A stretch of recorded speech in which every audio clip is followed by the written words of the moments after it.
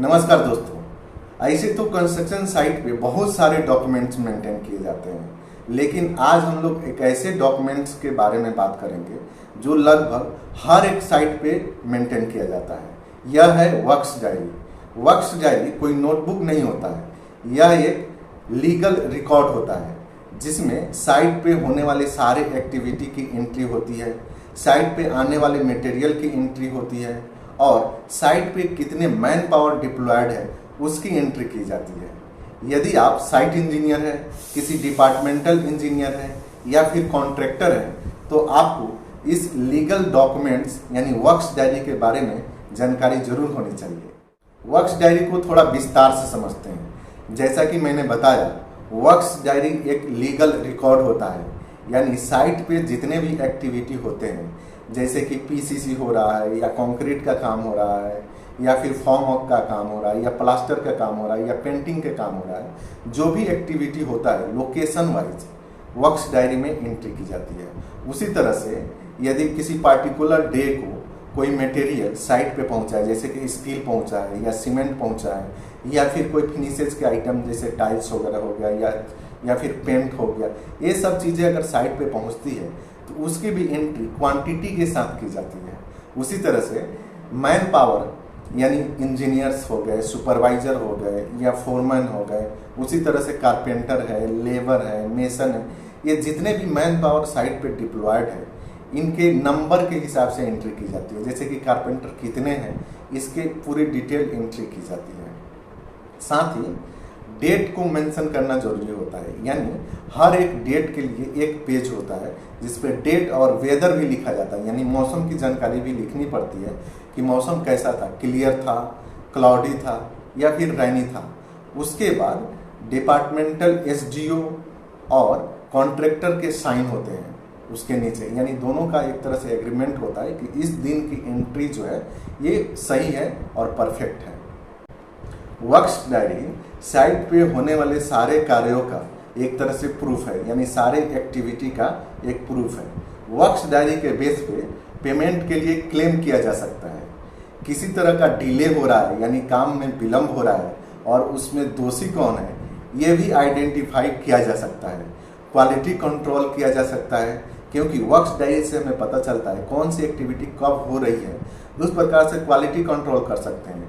और कॉन्ट्रैक्टर और क्लाइंट के बीच जो एक तरह से डिस्प्यूट होता है उसको कम किया जा सकता है, एक तरह से पारदर्शिता हो सकती है। और किसी तरह का ऑडिट होता है उसके लिए भी वर्क्स डायरी को प्रोड्यूस किया जा सकता है। तो आप समझ सकते हैं कि वर्क्स डायरी कितना इंपॉर्टेंट है किसी कंस्ट्रक्शन प्रोजेक्ट के लिए।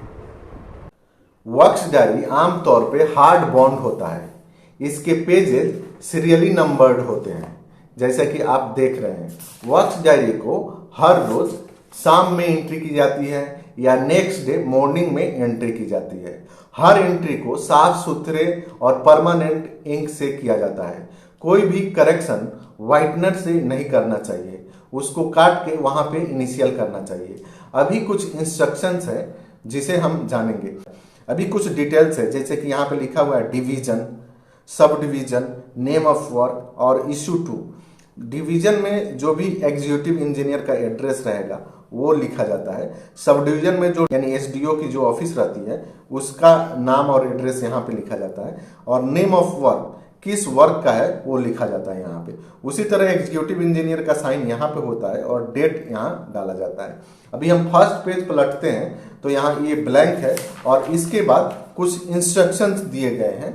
सबसे पहले ये लिखा हुआ है कि ये जो वर्क्स डायरी है कोई साइट ऑर्डर नहीं है, यानी वर्क ऑर्डर नहीं है।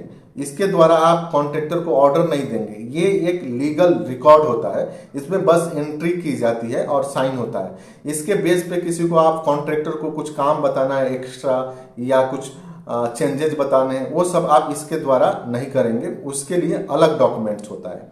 दूसरा जो पॉइंट है इसमें यही लिखा हुआ है कि 1 लाख से बड़ा वर्क हो नया तो उसके लिए, या 5 लाख से ज़्यादा स्पेशल रिपेयर हो उसके लिए ये वर्क्स डायरी मेंटेन करना पड़ता है। अगली एंट्री ये है कि ये जो वर्क्स डायरी है इंजीनियर इंचार्ज यानी एसडीओ के द्वारा ही भरी जाएगी। उसके बाद 4 नंबर में लिखा हुआ है इसके पेजेस जो है सीरियली नंबर्ड है और इसको निकालने या एक्स्ट्रा पेज लगाने की अनुमति नहीं है। अगला जो लिखा हुआ है 5 नंबर में कि एक ही वर्क कई पार्ट में डिवाइड हो और अलग अलग उसके वर्क ऑर्डर हो, तो इसके लिए भी एंट्री इसमें दी गई है। उसके बाद अगर ब्लैंक हो जाता है, कुछ पेजेस ब्लैंक हो जाता है, उसी तरह से एग्जीक्यूटिव इंजीनियर के ऑफिस में एसडीओ द्वारा जमा कर दिया जाता है। जब भी इशू करने की जरूरत होती है तो एसडीओ के नाम से ही ये इशू किया जाता है। 7 नंबर में लिखा हुआ है यदि एसडीओ का ट्रांसफर हो रहा है तो एक एसडीओ दूसरे एसडीओ को ये वर्क्स डायरी हैंड ओवर करके जाएगा। 8 नंबर में लिखा हुआ है कि ये जो वर्क्स डायरी है आपको डेली अपडेट रखना है, या कम से कम अगले दिन तो अपडेट करना ही करना है, क्योंकि विजिट जब भी होगी तो वर्क्स डायरी देखी जाएगी। 9 नंबर में लिखा हुआ है कि इस वर्क्स डायरी को 6 साल तक संभाल के रखना है, यानी वर्क कंप्लीट हो गया बिना किसी डिस्प्यूट के तो 6 साल तक इस वर्क्स डायरी को संभाल के रखना है। अगर डिस्प्यूट चल रहा है तो जब डिस्प्यूट खत्म हो जाता है उसके बाद भी 6 साल तक संभाल के रखना है। तो ये सारे इंस्ट्रक्शंस हैं। अभी हम आगे पेज में देखते हैं आगे क्या हुआ है। ये कुछ बेसिक इंफॉर्मेशन है प्रोजेक्ट के बारे में, उसकी एंट्री की जाती है। जैसे कि ये नंबर लिखा हुआ है, नंबर का मतलब हुआ वॉल्यूम। ये कौन सा वॉल्यूम है? यदि बहुत बड़ा प्रोजेक्ट है तो आपको कई वॉल्यूम का वर्क्स डायरी लग सकता है। जैसे कि इस वर्क्स डायरी में 100 पेजेज होते हैं, आप देख सकते हैं 100 पेजेज है। तो अगर 100 पेज से ज्यादा का रिक्वायरमेंट हो तो वॉल्यूम 2 यहाँ पे आ जाएगा। नेम ऑफ वर्क, क्या नेम ऑफ वर्क है वो यहाँ पे एंट्री होगी। कॉन्ट्रैक्ट एग्रीमेंट जो सीए नंबर होता है वो उसकी एंट्री यहाँ पे होगी। डेट ऑफ एक्सेप्टेंस यानी कॉन्ट्रैक्ट किस डेट में एक्सेप्ट हुआ है उसकी एंट्री यहाँ पे आएगी। Name and registered address of contractor, contractor का नाम क्या है और उसके एड्रेस क्या है यहाँ पे एंट्री की जाएगी। कॉन्ट्रैक्ट सम और percentage on schedule of rate, यानी ये जो कॉन्ट्रैक्ट हुआ है वो कितने अमाउंट में हुआ है। अगर परसेंट वाइज हुआ है तो वो परसेंट प्लस या माइनस कितना है उसकी एंट्री यहाँ पे की जाती है। पीरियड ऑफ कॉन्ट्रैक्ट यानी कितने साल का कॉन्ट्रैक्ट है उसकी एंट्री यहाँ पे की जाती है। Name and local address of contractor और कॉन्ट्रैक्टर एजेंट, कोई कॉन्ट्रैक्टर का एजेंट है या कॉन्ट्रैक्टर का ही कोई दूसरा एड्रेस है लोकल में। जैसे कई बार होता है दिल्ली के कॉन्ट्रैक्टर है या मुंबई के कॉन्ट्रैक्टर है और काम कोलकाता में कर रहे हैं, तो कोलकाता में भी अगर उनका कोई लोकल एड्रेस है तो उसकी एंट्री यहाँ पे की जाती है। Date of first work order, contractor को एग्रीमेंट होने के बाद, ठेका एक्सेप्ट होने के बाद फर्स्ट वर्क ऑर्डर कब दिया गया उसका डेट यहाँ पे लिखा जाता है। आगे हम बढ़ते हैं तो date of site handover to the contractor, यानी कॉन्ट्रैक्टर को साइट हैंडओवर कब किया गया। वर्क ऑर्डर तो आपने दे दिया लेकिन साइट हैंडओवर किस डेट में किया उसकी एंट्री यहाँ पे होती है। डेट ऑफ वर्क्स कमेंस्ड, अभी काम कब शुरू हुआ उसकी एंट्री, आपने हैंडओवर आज कर दिया, काम कल भी शुरू हो सकता है या आज ही शुरू हो सकता है, तो उसकी एंट्री यहाँ पे की जाती है। 11 से लेके 13 तक ये सब एक्सटेंशन के लिए या वर्क कई पार्ट में है उसके लिए ये एंट्री है। 14 में date of works actually completed, अब वर्क कब कंप्लीट हो रहा है उसका डेट यहाँ पे मेंशन किया जाएगा। That work taken by garrison engineer, अभी एग्जीक्यूटिव इंजीनियर कब काम को अपने चार्ज में लेते हैं कंप्लीट होने के बाद उसकी एंट्री यहाँ पे की जाती है। Date of expiry of maintenance period, अभी क्या है कोई भी नया वर्क जब होता है या स्पेशल रिपेयर होता है तो जनरली 1 साल के लिए या 2 साल के लिए उसका मेंटेनेंस पीरियड होता है, तो वो डेट कब एक्सपायर हो रहा है उसकी एंट्री यहाँ पे की जाती है। अभी हम आगे बढ़ते हैं तो ये पेज है रिकॉर्ड ऑफ वर्क्स ऑर्डर और डेविएशन ऑर्डर। कोई डेविएशन ऑर्डर है या वर्क ऑर्डर है उसकी एंट्री सीरियल नंबर से यहाँ पे की जाती है एक के बाद एक। 18 नंबर में क्या है record of MES supervisor staff BNR E&M BS employed on the work charge to the record with date. अभी कौन कौन से एग्जीक्यूटिव है यानी कि कौन कौन एसडीओ कौन है और इसमें जेई कौन कौन से इन्वॉल्व है, E&M इलेक्ट्रिकल के जेई कौन है या फिर बीएसओ यानी इस फर्नीचर वाले कौन स्टाफ है उसका एंट्री यहाँ पे किया जाता है। यहाँ डेट और यहाँ इंजीनियर इंचार्ज की साइन हो जाती है। आगे हम बढ़ते हैं चेक बाय जी, अभी वर्क कंस्ट्रक्शन का काम शुरू हो गया है और उस दौरान गैरिजन इंजीनियर की जितनी भी विजिट होगी उसके डेट यहाँ पे लिखे जाएंगे, साथ ही साथ उनका साइन भी यहाँ पे होते जाएगा। जैसे कि 25 अक्टूबर को उन्होंने विजिट किया तो यहाँ पे 25 अक्टूबर 2025 लिखा जाएगा और यहाँ साइन होगा। फिर नेक्स्ट विजिट कब कर रहे हैं, वो रोज रोज तो विजिट करेंगे नहीं, अगर रोज कर रहे हैं तो रोज की भी एंट्री आएगी, यहाँ डेट आएगा, यहाँ सिग्नेचर आएगा, डेट आएगा, सिग्नेचर आएगा। इस तरह से इसकी एंट्री की जाती है। अभी हम आगे बढ़ते हैं तो यहाँ चेक बाय CWE यानी वर्क्स कमांडर इंजीनियर के द्वारा जो भी साइट पे विजिट किया जाएगा उसके डेट और साइन इस तरह से एंट्री की जाएगी। आगे बढ़ते हैं तो चेक बाय चीफ इंजीनियर ने साइट पे किस डेट में विजिट किया है और उसके साइन यहाँ पे होंगे। और भी हम पेज यहाँ से हम शुरू करेंगे, इसे हम समझते हैं। वर्क्स डायरी भरने के लिए आपको क्या क्या डिटेल्स चाहिए और क्या उसका फॉर्मेट होता है, इसे हम जरा समझ लेते हैं।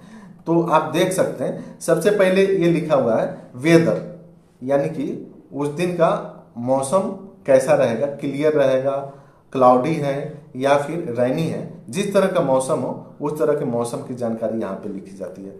फिर यहाँ डेट लिखा जाएगा, जिस भी डेट में आप भर रहे हैं उसका डेट लिखा जाएगा। और स्किल्ड और अनस्किल्ड कैटेगरी के ये सारे मैन पावर है, जैसे कि contractor, bricklayer, mason, carpenter, joinery, paver, tiler, painter, polisher, glazier और प्लम्बर, ये सारे हैं। इसके अलावा इंजीनियर इसमें नहीं लिखा हुआ है तो आप इंजीनियर भी लिख सकते हैं, जो इसमें नहीं है वो भी यहाँ पे लिख सकते हैं। और कितने नंबर है ये भी नंबर लिख सकते हैं। तो ये मैन पावर के डिटेल्स हैं। उसके थर्ड आते हैं। थर्ड में ये है कि मटेरियल के डिटेल्स यहाँ पे लिखे जाते हैं। यहाँ पे मटेरियल के नाम लिखे जाएंगे, एक क्वांटिटी लिखी जाएगी, फिर मटेरियल के नाम और क्वांटिटी। अगर एक ही मटेरियल है तो एक ही जगह लिख के छोड़ देंगे, बहुत सारा मटेरियल है तो ऐसे ही इसको हम फिल करेंगे। फिर हम आगे बढ़ते हैं तो कौन कौन से टूल्स एंड प्लांट्स, जैसे कि कंक्रीट चल रहा है तो आप वाइब्रेटर का इस्तेमाल करते हैं, कई बार जेसीबी डिप्लॉयड रहता है साइट पे, या कोई और तरह के प्लांट्स है तो उसकी भी एंट्री यहाँ पे की जाती है। 5 नंबर में क्या क्या काम चल रहा है आपके साइट में, पीसीसी वर्क चल रहा है या ब्लॉक वर्क चल रहा है या प्लास्टर चल रहा है, उसकी एंट्री यहाँ पे की जाती है। उसके बाद 6 नंबर में है important stage completed and passed.